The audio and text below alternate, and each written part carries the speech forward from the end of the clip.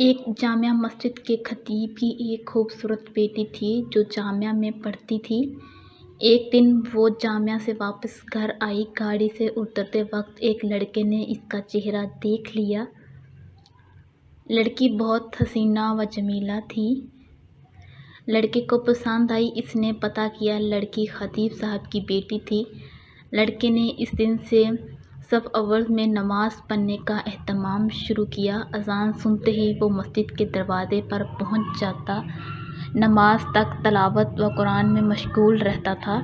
6-7 مہینے تک وہ اسی معمولات کا پابند رہا۔ اس کے بعد اس نے والد سے شادی کی خواہش کا اظہار کیا۔ والد نے کہا، ٹھیک ہے، دیکھ لیں گے مناسب رشتہ۔ اس نے کہا کہ لڑکی میں نے دیکھ لی ہے۔ والد کے پوچھنے پر اس نے خطیب صاحب کی بیٹی کے بارے میں بتایا۔ اس نے کہا، یہ تو بہت اچھی بات ہے، امام صاحب سے ملتے ہیں۔ عمائدہ بند محلے کے ساتھ امام صاحب کی خدمت میں حاضر ہوئے۔ امام نے لڑکے کے بارے میں پوچھا۔ انہیں اس لڑکے کی طرف اشارہ کیا۔ خطیب نے لڑکے کی دینداری کو دیکھ رشتے لڑکی سے مشورہ کرنے اور رضامندی ظاہر کرنے پر قبول کیا۔ چنانچہ رشتہ طے ہوا۔ 6-7 ماہ بعد شادی ہوئی۔ شادی کے کچھ عرصے بعد لڑکے نے نماز پڑھنے میں سستی شروع کی اور 2 ماہ بعد لڑکے نے داڑھی کاٹ دی۔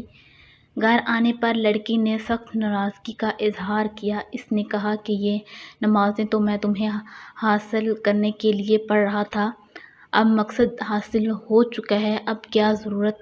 لڑکی یہ سن کر بہت افسردہ خاطر ہوئی اور جا کر والد صاحب سے کہا کہ اس بے دین کے ساتھ ایک دن نہیں رہنا چاہتی۔ یہ معاملہ محکمہ عدالت تک پہنچ گیا۔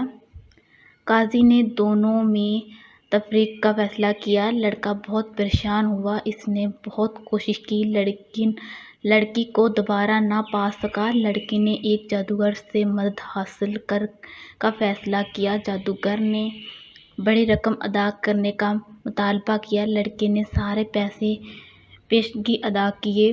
کچھ دن گزرنے کے بعد جادوگر مزید پیسوں کا مطالبہ کیا۔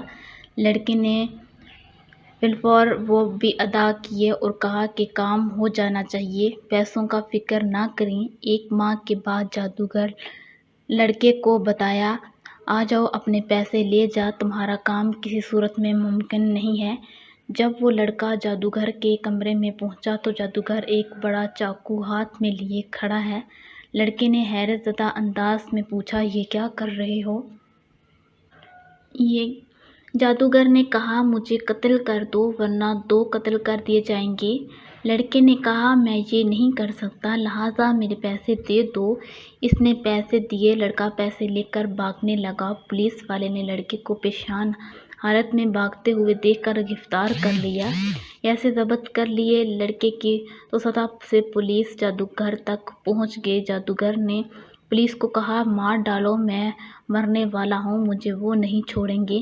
پولیس نے دونوں کو قاضی کے پاس لے گئی۔ قاضی کو جادوگر نے پوری کہانی سنائی کہ ہم آسمند فرشتوں کے ذریعے جادو کا عمل کر لیتے ہیں اور کامیاب ہو جاتے ہیں، لیکن اس لڑکی پر جب میں نے یہ عمل کیا اور شیطانوں سے مدد حاصل کرنے کی کوشش کی تو اس گھر کی حفاظت پر فرشتے مامور تھے۔ پھر میں نے دوسرا عمل کیا، تب بھی فرشتے مامور تھے، لیکن پہلے سے تعداد میں زیادہ۔ اس کے بعد میں نے رئیس الشیاطین سے مدد لینے کی کوشش کی۔ اس بار جب وہ گھر کے پاس گئے تو وہاں فرشتے کھڑے تھے۔ اس دن کے بعد سے اب مجھے وہ شیطانی گروہ مارنے پر تلے ہیں۔ قاضی حیران ہوا۔ اس نے خطیب صاحب کو بلایا۔